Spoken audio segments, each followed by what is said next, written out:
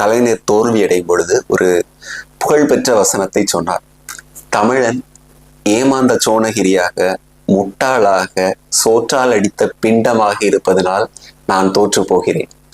காளியினுடைய தன்மை எப்படி இருக்கும் என்றால் மிக ஆக்ரோஷமாக இருக்கும். நீங்கள் பார்த்திருப்பீர்கள், அந்த காளி காலடியில் சிவபெருமான் கிடப்பது போல் நிறைய இடங்களில் ஒரு படம். இந்த இரத்த பீஜாசுரன் கதை முடிந்த பிறகுதான் அந்த காளியினுடைய கோர தாண்டவம் நடக்கும். கம்பர் எப்பொழுதுமே முக்கிய கதாபாத்திரங்களை மிக உயர்வாக சொல்லியிருப்பார்.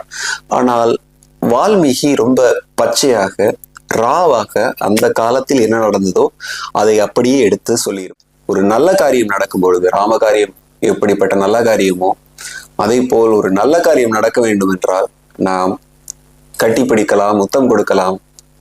நடக்கவில்லை என்றால் அரட்டி உருட்டலாம், கையை முறுக்கி தலையில் கொட்டி. வானர கூட்டத்தின் தலைவன் எப்படி இருக்கிறான்?